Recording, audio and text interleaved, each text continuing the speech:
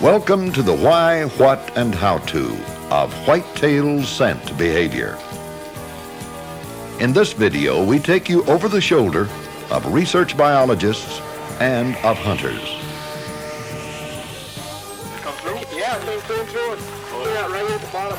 Pull right through the heart. From the mountains of Pennsylvania to the river bottoms of the Mississippi, you will witness several explicit kill scenes with bow and with gun.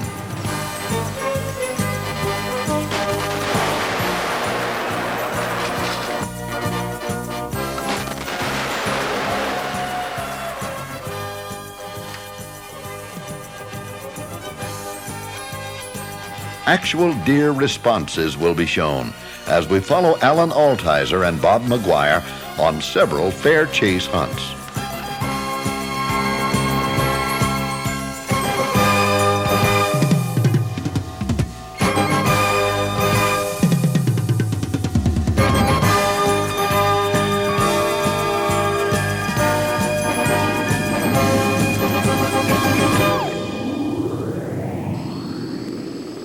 Our hunt starts in Mississippi on Woodstock Island with Alan Altizer filming Bob McGuire.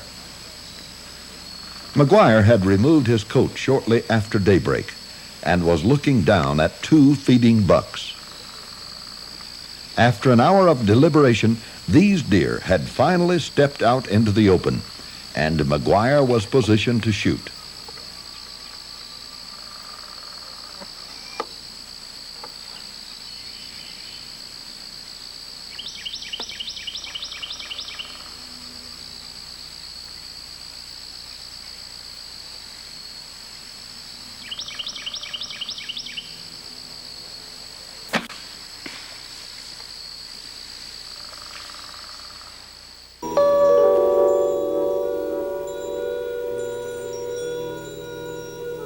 Looking again at the shot, we see McGuire's arrow was high over the mark.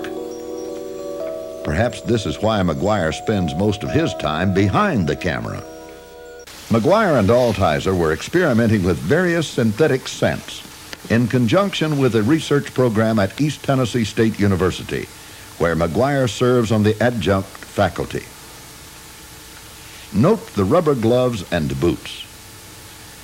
These hunters were extremely careful of human scent.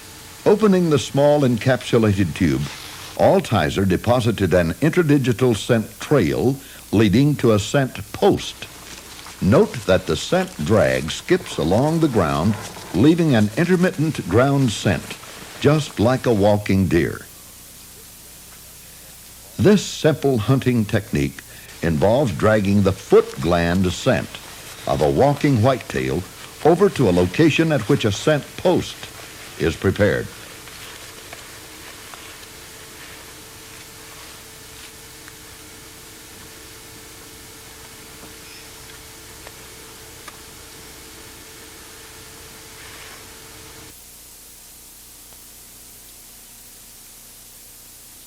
Altizer then placed a fresh urine scent on this tree. Any passing deer, then, should be attracted to the tree and stop to smell the scent post.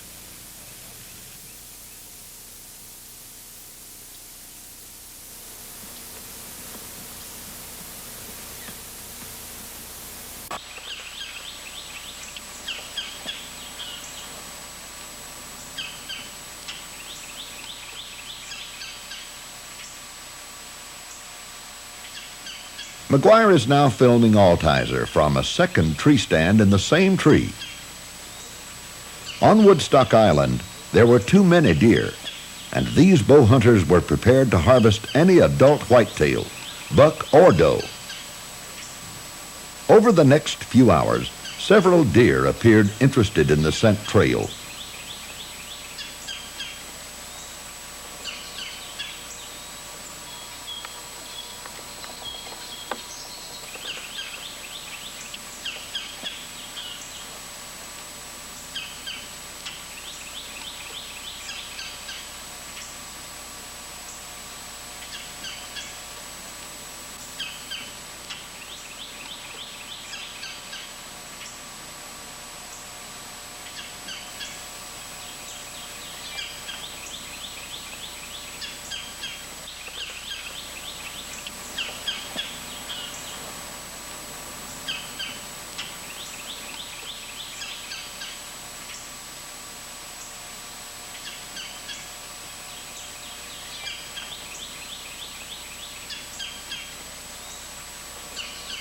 Finally, a young deer followed the scent trail directly toward the scent post.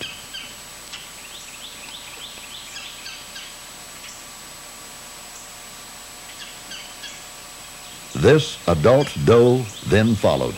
She suspected nothing more than the previous presence of deer. McGuire zoomed the camera back as the doe walked behind a tree, and Altizer, selecting his best shooting opportunity, released an arrow at the precise instant the doe walked off camera. Is that her to the right?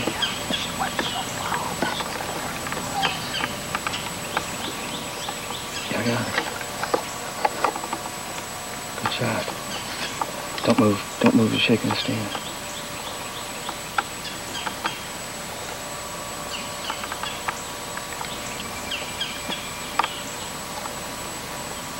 She was off the camera when you shot. Could you tell? Okay. Yeah, I know. Don't move. I should be able to get the top. Oh no, we're running out of film and battery. Allen got off a clean lung hit. The doe dropped gently to the ground and soon expired.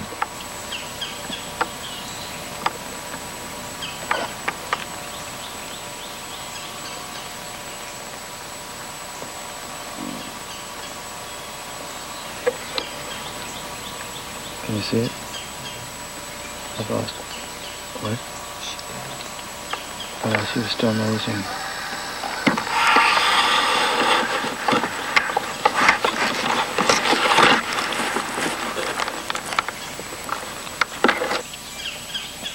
After lowering their camera gear, Bob and Allen walked over to recover the doe. The small tuft of hair at the hock location is the tarsal gland.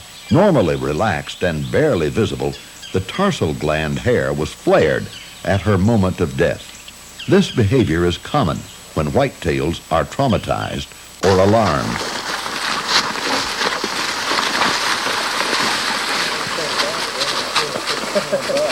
We go now to the University of Georgia, where Bob films biologists at work.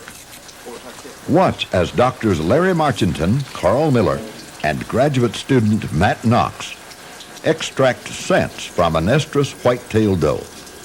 Several samples are taken from different areas of the reproductive tract. Cotton swabs and an aspirator are used. Listen now as McGuire discusses the research with these biologists. Lip curl behavior is really thought of by most hunters as the mechanism by which a buck assesses the estrus status of a doe by sampling urine. Yes, in white-tailed deer, a buck will often investigate the urine of the doe, and it's hypothesized that this investigation is used to assess reproductive status of the doe and be able to predict which does are about to come into estrus. About to come in, that means he may not be able to distinguish that she is right at estrus, but perhaps could favor an area wherein he detects a doe that is about to come into estrus. That is a hypothesis that we are presently considering. Yeah. In other species, researchers have severed the nerve connection to the vomeronasal organ, which is used in fleaming, and found that the ability of the male to detect an estrus female has not been impaired. However, it has been found that when the sense of smell was deactivated, it did impair the ability of the male to tell when the female was in heat. It is obvious, however, that several different kinds of stimuli are involved, including visual. Most hunters believe that estrus urine contains that magic ingredient that bucks smell, but I guess the problem's a lot more complicated. The attractant could permeate the entire physiology of the animal. There may be many sources of a scent. One of the possibilities we're looking at is cervical mucus. It may be even more complicated in that there may be bacterial or enzymatic interactions to make the scent effective. Is the mucus only present during estrus? It's increased in much greater quantities around estrus. Yeah. Does it change at estrus? Yeah. We suspect that it does have a different composition during estrus. Although many hunters believe that estrus does discharge blood at the time of and shortly prior to behavioral estrus, it is apparent that there is no such discharge at that critical time. put a little betadine solution around here also, since we're going into a sterile environment, into the urethra. McGuire himself had sometimes collected bloody snow or dirt, presumably from does in heat, until the biologists explained that such discharges normally occur after behavioral estrus. Matt Knox will now extract estrus urine through a catheter tube. Coming? The doe had recently urinated and produced very little urine. Note the clear nature of the actual estrus urine. It's relatively clear. It turns dark when it sits out. If you were to leave it sitting out for 10 minutes, it would begin to turn dark, be just a breakdown. So the breakdown is almost immediate. Does it break down more readily, estrus urine? This footage was taped at another time and shows the amount of urine normally collected by the biologists. Well, I think any urine will turn dark. The light yellow color you see here is probably as dark as these biologists have ever observed. Yep, so that's it. How long does it take for any urine to start smelling of ammonia? Well, that's a relative thing, I would think. Of course, see what we do, we super freeze it, and it will stay clear for, for years. Yeah. But we put it in, what, 60 below? Minus 70 degrees centigrade. Immediately, it's usually frozen within 10 minutes from the time we collect it. This was just a shot of ampicillin, which is the antibiotic to keep them from getting urinary tract infections. That's all we need to do here. Somebody could go and catch the camera or something like that. Don't make sure you get everything out of the way that you don't want to jump it on. Yeah, if you just let her up, she'll just stand up real easy. Get behind the door. When she comes out, just close the door, walk her down the hall. There's everybody ready? I'm gonna take her thing off here first. All right. Okay. Count 3 before you let her get up.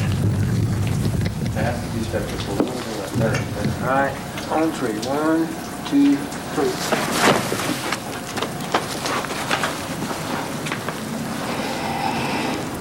Walk her down this way, Tom. Yeah, she looks none the worse. Following the catheterization, a vasectomized buck was allowed to enter the pen in order to verify that this doe was an estrus.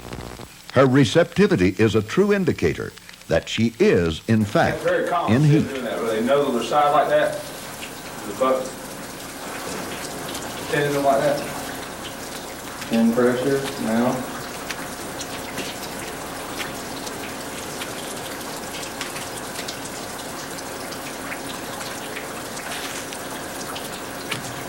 He's obviously in heat.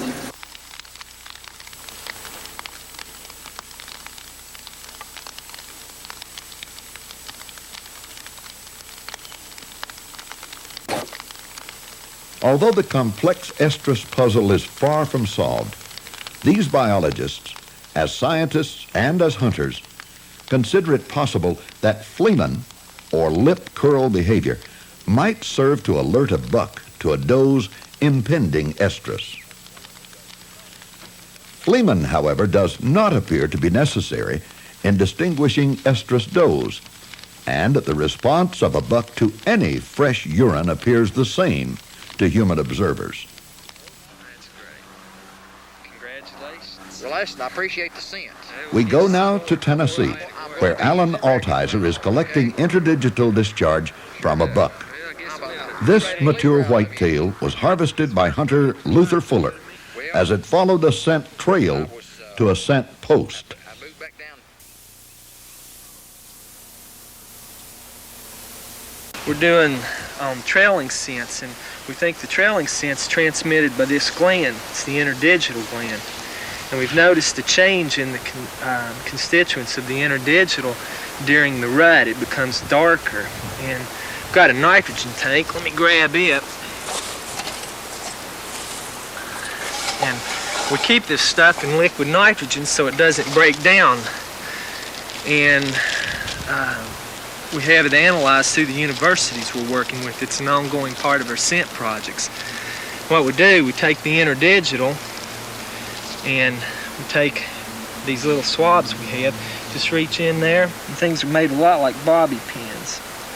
And you can just reach back in the gland and pull it out, and there's the interdigital. There's the wax. Yeah, you see it there. It has a very peculiar smell. Place it in these sterile plastic vials. We can't use glass there, nitrogen. We cork it. Here. Now it's sealed, and we place it, get the grass off it, we place it on these holders like this and place it in liquid nitrogen. So that's what we'll do. Ironically, this deer was actually killed while it was following a synthetic scent developed through the same research program for which Altizer and McGuire were collecting these glandular discharges.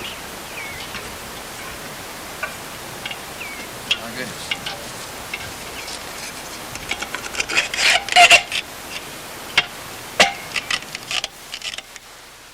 Scent, the detection of odors, is the primary protective sense of whitetails.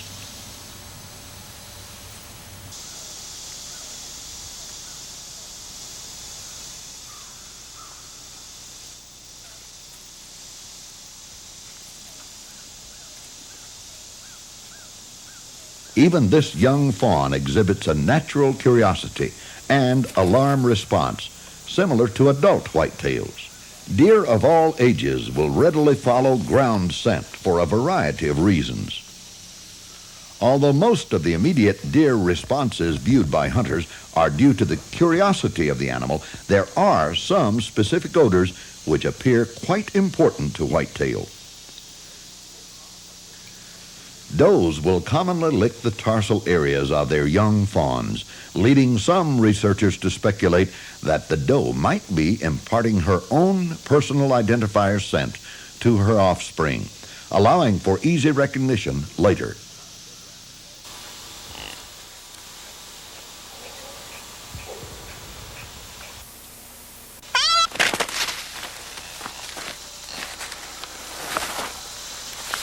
That deer definitely had interdigital discharge.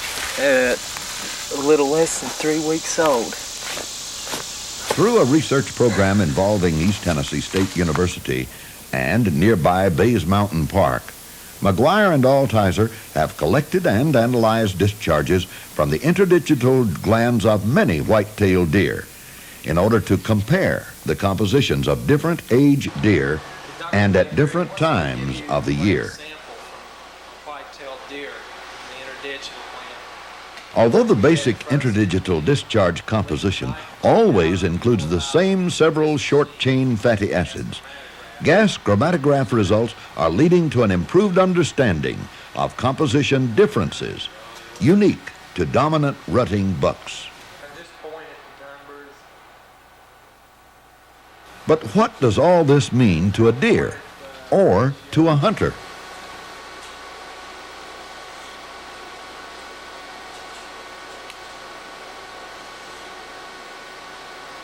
This mature buck is following a ground scent trail deposited by Bob McGuire. Hunters must be extremely careful of their personal human odor, as even the best scents cannot overcome the damage done by leather boots or clothing which comes in contact with brush or grass. Long scent trails should probably be avoided, as it has become apparent that deer will follow a trail backwards just as readily as forward. This buck is actually walking in the opposite direction from which McGuire had deposited the trail some 1 hour earlier.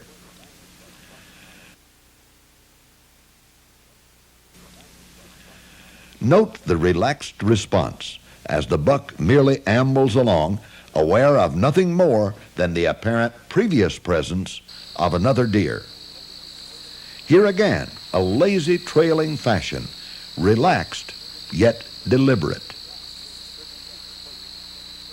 Strategic placement of a fresh urine scent post, in this case a puddle on the ground, can actually cause a buck to turn sideways, positioning him for an ideal bow shot. We go now to Mississippi, where Bob McGuire films gun hunter Tommy Vesey at daybreak as Tommy deposits a scent trail along these woods. Once again, the hunter may use any kind of sealed drag clean rag, or boot pad. Drags should be tied to your rubber boot, as demonstrated by Altizer. Veazey is now preparing a scent post by squirting fresh urine into a puddle. The hunters would have full view of this scent puddle from their tree stands far across the field. The interdigital scent trail, actually an encapsulated synthetic mixture, led along the far woods, from a trail entrance to the scent post to the tree stand. Deer which emerged from the woods should immediately follow this trail toward the hunters instead of feeding directly out into the field. This video documents the actual events of a fair chase hunt. The deer are not confined or baited and have been hunted for several weeks during the regular Mississippi gun season. This doe and fawn first inspected the urine scent post, then continued on, following the interdigital ground scent some 250 yards across the open field toward the hunter and the camera. Watch carefully as the doe follows the general trail with head up and drops her nose to the ground occasionally to reference the exact scent trail. This, then, is what the hunter wants, a relaxed trailing response as the deer merely looks around for another deer. Her response was immediate, but not alarmed.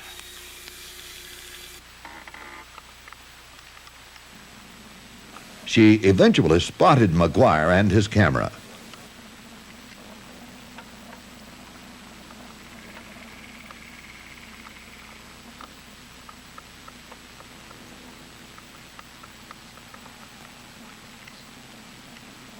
Slowly moving away, the doe still did not snort or run.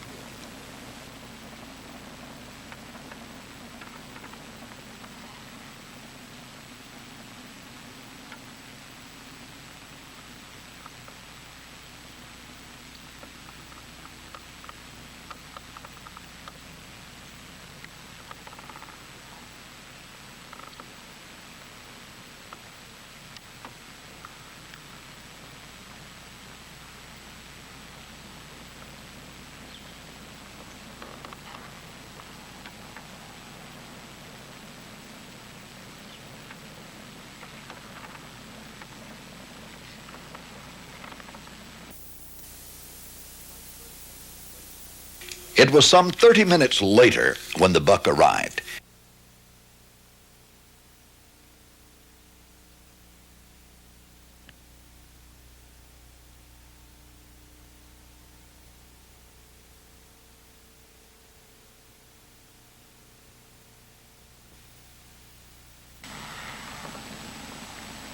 Along he came, following the ground scent to the scent post.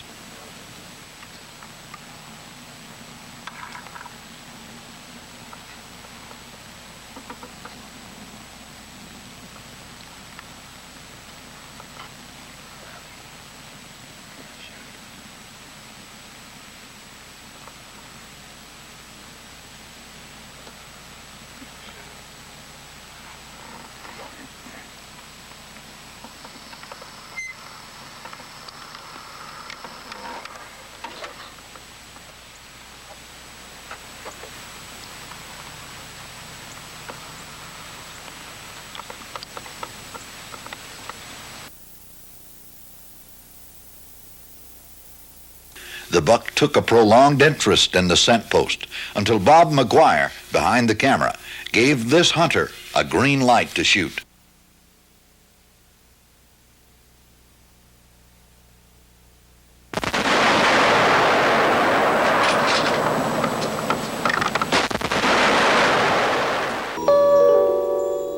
In slow motion, you can see the buck drop his nose again at the exact location where Tommy had changed direction to walk across the field toward his tree stand.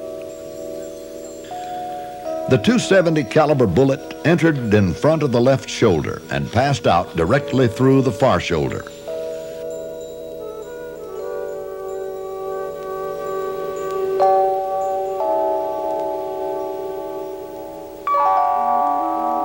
This buck was recovered some 200 yards away.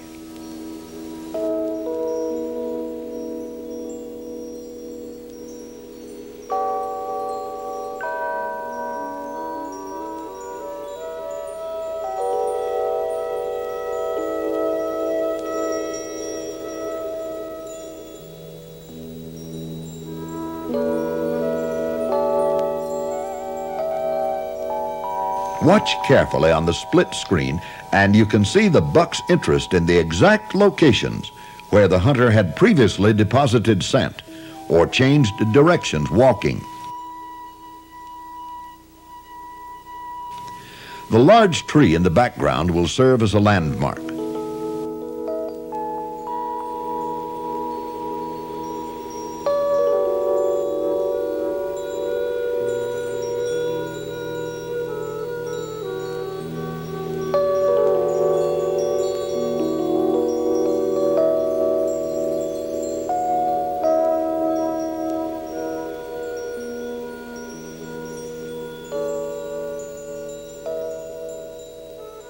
It is now springtime in Minnesota, where Bob McGuire joins veteran bow hunter Bob Frotsky at a mock scrape in Frotsky's favorite hunting area. Several trophy bucks have dropped to his arrow at this location.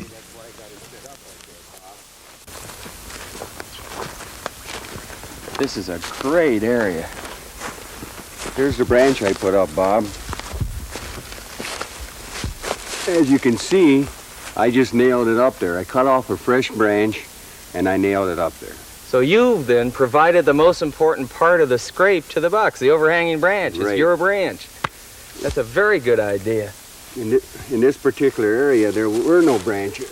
As you can see, as we're walking in here, they were all chewed off. And this here buck here, he actually broke the branch himself. And worked the ground. I did not use any scent on the ground at all. This is a dry one, and it seemed to work pretty well.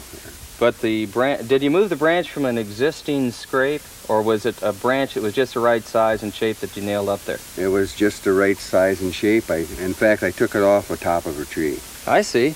A lot of people don't understand that high canopy or growth inhibits low growth, and there just are not that many good scraping or marking opportunities in deep woods for the bucks. I've tried to decide long ago whether it was the scent or the setup that was most critical, and I'm in agreement with you. It is the setup. Did you open the ground scrape in this case? All I did is come out here. I always wear rubber boots like this, and I just took the ground a little bit and opened it up a little bit, and that's all I done. So you gave the physical appearance and the marking opportunity, but no scent. In many instances, I have set out scent without any physical appearance on the ground. I don't sometimes open up the scrape, but I give them the branch and I set the scent out. And in fact, get all the bucks in the woods looking for a 30-foot tall invisible estrus doe. I get them to note the occurrence. They'll remember, apparently, the bucks and the does, where they encounter the most profuse estrus scent. And if there's a good marking opportunity, they normally come back to take advantage of it. And this is a good marking opportunity. I have no doubt that it was a good hunting opportunity for you this last fall. Let's take a look now at another opportunity, a specialized hunting opportunity. Okay.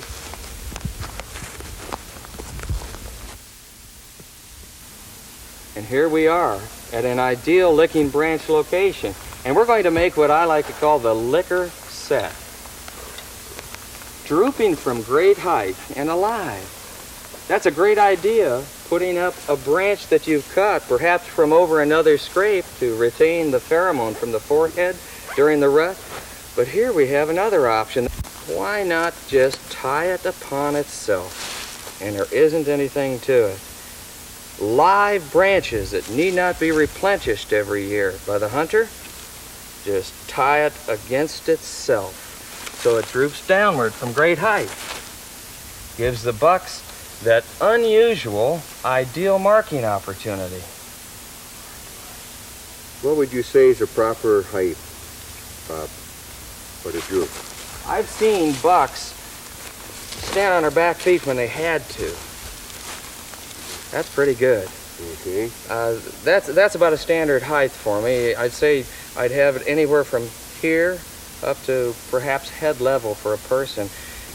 Sometimes the bucks have to stand on their back feet, and one of the best hunting opportunities I look for is when the bucks are required to stand up, jump up even, to grab the branch and pull it down, where there are nearby alternative lower marking opportunities.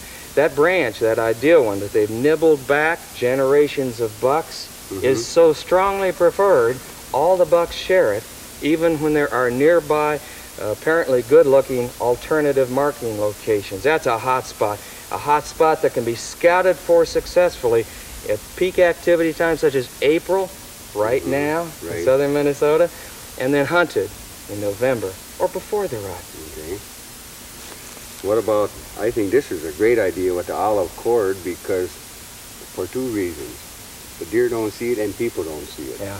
You'd be surprised the guys that would walk right past something like that. Or hang up on it. Yeah. The dark colored cord is ideal. I agree. I think that the biggest danger in finding my mock scrape sets, and yours I'm sure, is children. You can take the best half a dozen bow hunters in the country and turn them loose in the woods. They might find half of our sets. You take a pack of Cub Scouts and turn them loose, they'll find every one of them. That's why I usually wait until Labor Day weekend to put out my mock scrape sets. The liquor sets, such as this, have to be placed during the peak activity time when the kids are yet in school. And of course, since they'll be out all summer, there's a danger they'll be detected by the children. But that's the risk we must take.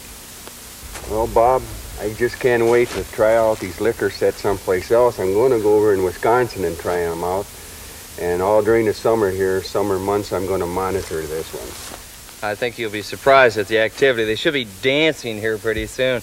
This has made the greatest difference in my personal trophy hunting success. I really enjoy seeing the bucks take over this natural live branch with their summertime licking.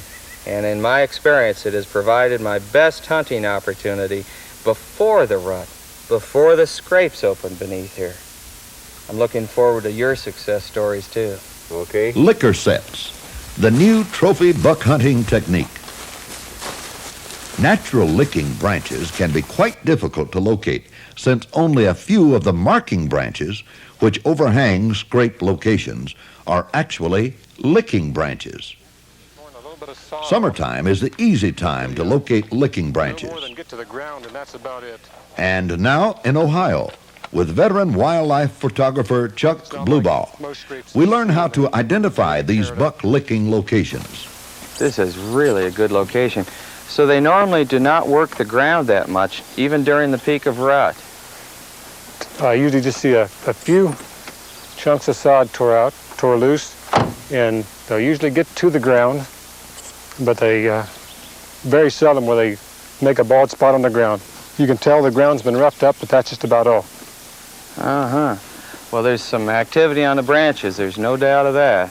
Well, they sure use them. About every buck that comes through here comes by this and seems to want to stop and another one rub the foreheads on this overhanging branch.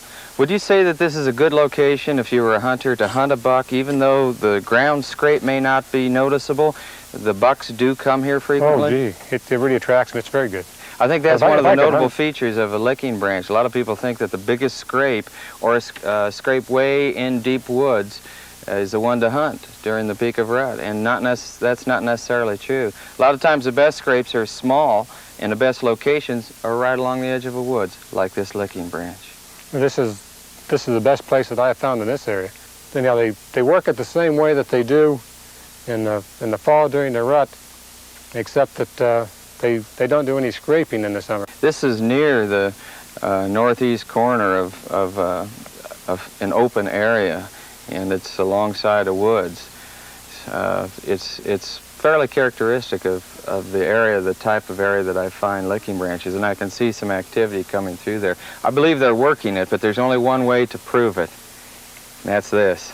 Okay, that's what I was wanting to Can you show me exactly the branches that you've photographed in the past, the bucks working? It's hard to be sure. These are the branches, these two here, this one and this one in particular, seem to be the ones that they use the most. So the ones without the leaves on, I suppose that means they've nibbled the leaves off. And we're not touching them now because we don't want to do anything that'll mess up that chemical message, the signature.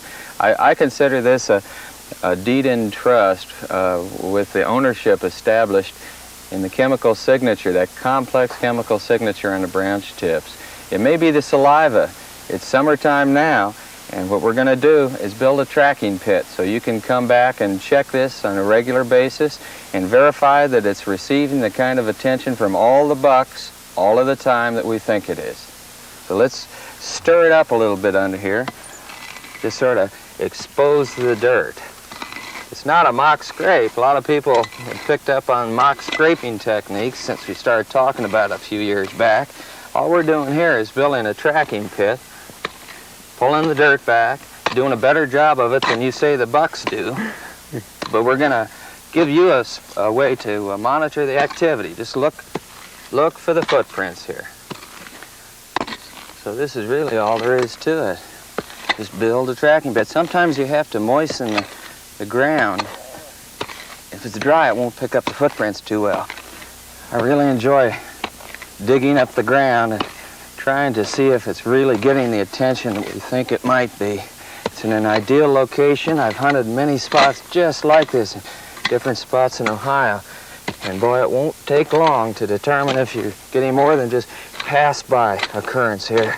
Those bucks will come up to these branches and they'll just address the tree trunk usually like they're looking in the woods and just get up here and go work them all over. I believe that's probably the branch right there. Yeah, and broke this one off a little bit, and they appear to be working on the one here right beside it.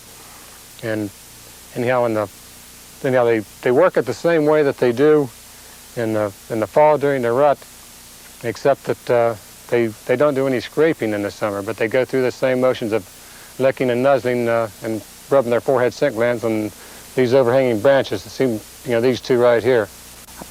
This location on the edge of a woods against a big open area is often overlooked by hunters. They think that any scrape along a border or boundary, woods to open, is not really that huntable. That is, won't be revisited that often by bucks, but I think we know different in this case. A licking branch location is the hot spot for hunters to look for. Early on, a buck might pause on the edge of a woods, and just inside of the woods, at the west end of a woods typically, against an opening, he may stay in the cover as the other deer feed out in the early evening, and because he's afraid to commit to the openness, while he's starting to perhaps tingle of the rut sensations, he may scrape a little bit without worrying about the branches and may thrash brush, rub trees. A lot of people find that early season sign and have learned that the west end of a woods adjacent an opening may have some sign that looks good but is non-huntable, so they tend to overlook those few gems like this licking branch location that may appear similar in the same type of a setting but is a really, really hot spot to hunt.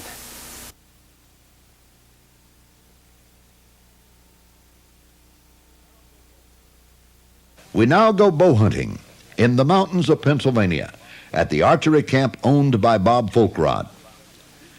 When asked about the unusually high bow hunter success at his camp, Folkrod gave his usual simple response. Probably apples. Apple trees, eh? That's the best thing we got going. Apples and more, much more.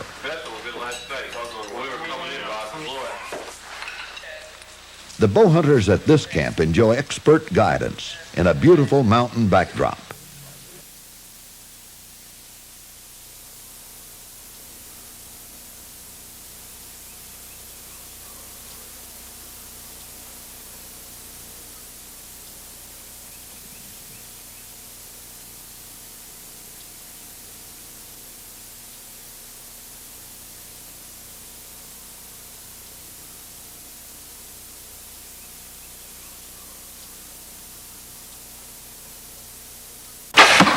Hey! Daily practice from a special camp tree stand or in the woods served to fine-tune these hunters and their equipment. Folk Rod's portable tree stands are often placed in the area of old apple trees, but there is more to the effort than merely locating natural apples. Believing in personal cleanliness, this veteran bow hunter utilizes naturally occurring scents. Although it is probably impossible to totally mask the human odor, pine needles may provide that little extra scent advantage when hunting from a pine tree.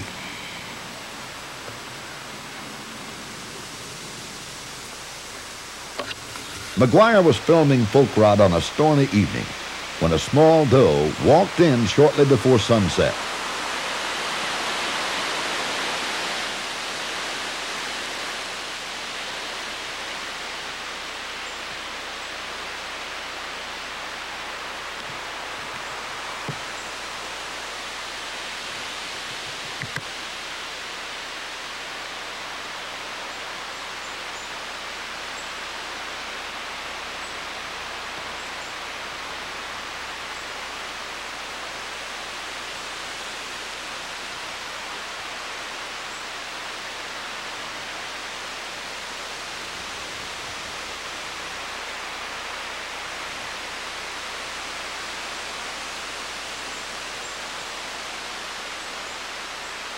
Watch her reaction to the scent post.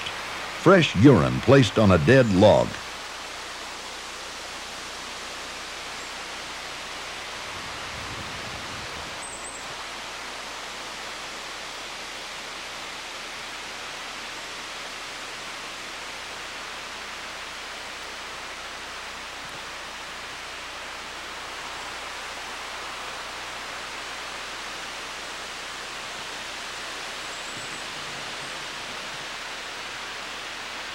After a quick smell, she settled in to eat apples. Pennsylvania allows a single deer per year, and Folk Rod had no intention of harvesting this doe.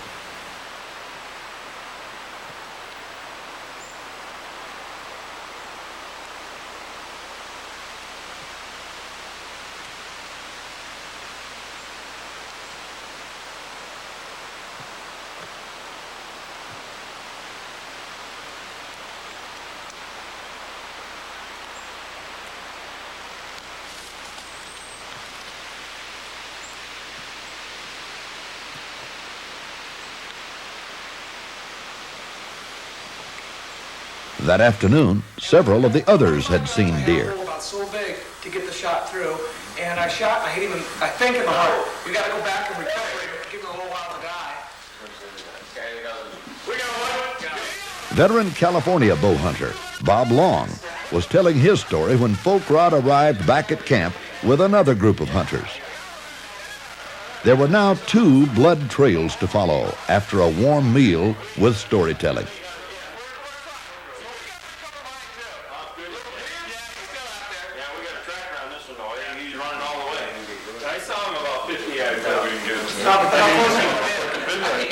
Anybody else? You see any guys from the tree? I seen one in my tree, but I couldn't get a shot. No. Yeah, well, let's have some supper. We'll go back out. Yeah. Here's your stand here, hey, Paul. Yep. Where's the deer at? It was right underneath this apple tree over here. The arrow's stuck right in the ground over here somewhere. Oh, yeah. All right. Yep. Very fast, Roy. What kind of blood does it look like? Sure looks decent. Yeah? Looks decent. Still got the tracker on her. Let's just run the tracker out. Okay.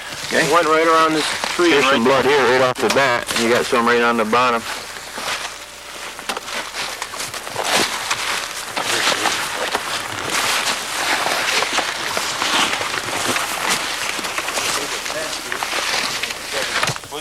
Got a good blood trail down through here. Yeah. There he is, right there. Yep. Yeah. All right, Paul. Yeah. Right. The fuck? Oh, yeah. Paul, you Looks like a 6, sigh eh? of relief, man.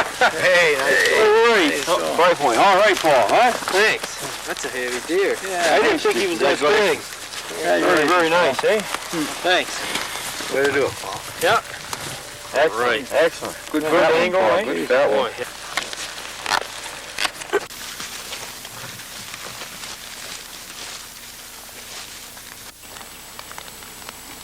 afternoon. Yeah, if it happened later.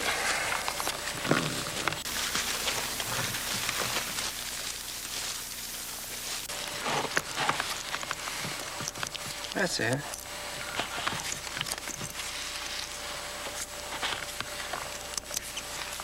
Who taught you how to do that? It's the dog leash I got from my dog. He taught me how to do it. Stuff that down.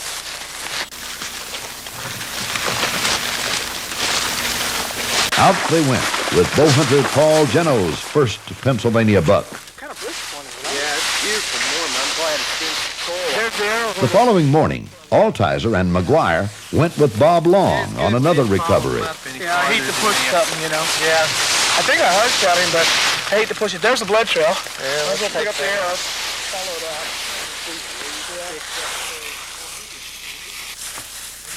I did hard shooting. I told you I hit him in the heart. Yeah. Another buck killed with its nose at a scent post. Far from home, Bob Long had been invited to this Pennsylvania camp after having been featured in a McGuire elk hunting video several weeks earlier. Took out the heart with it. Oh, I believe it. Put a nice hole. It come through? Yeah, it came through and right at the bottom. Both of the deer had been taken with perfect shots on the opening day of Pennsylvania deer season at Folk Rod's bow hunting camp. Pretty good. Yeah. Oh, yeah. Took out a lung. Oh, yes, it took his one lung out, went down through his liver. Yeah. Super. You could really hear when it hit.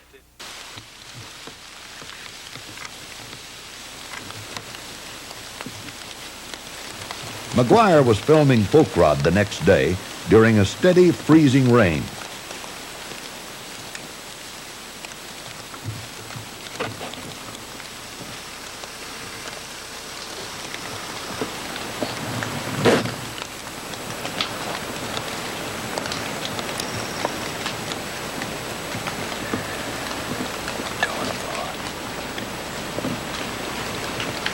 Check the second one for spikes.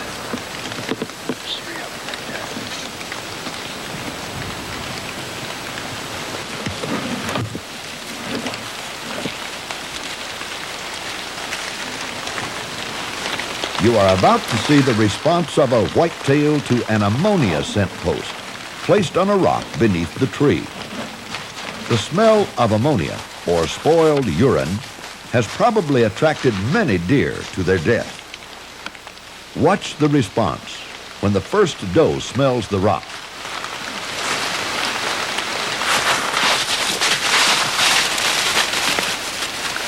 Although powerful and pungent odors sometimes work well in rainy weather, hunters may have to respond quickly before these super-scented animals get a solid whiff of the foul smell.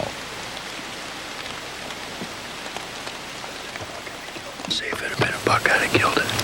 It's right in front of us. Does are still looking at us right now. On low light. Either bow hunter could easily have killed the deer.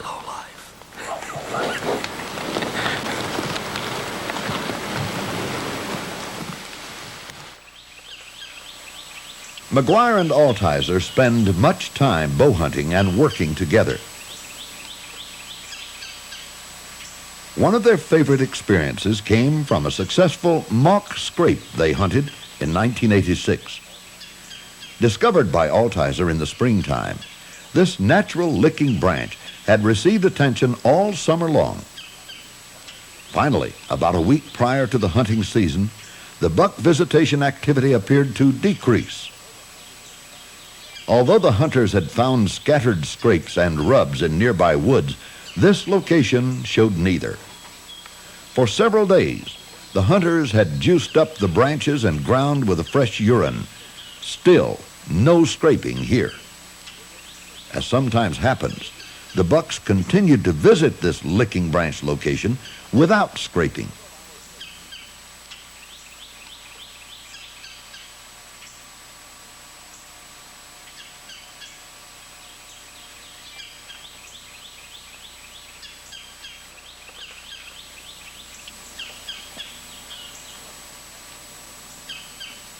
Several hours later, this buck arrived at the branch and had a keen interest in the exact locations where Altizer had earlier placed the fresh urine.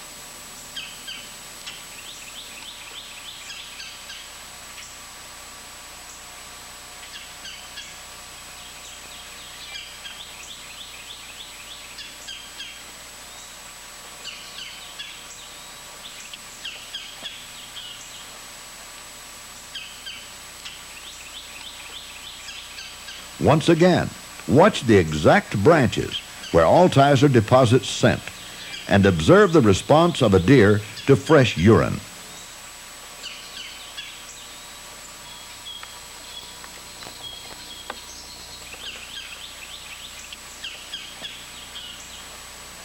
On the left, the deer will nuzzle the very branches where Altizer, on the right, placed his scent several hours earlier.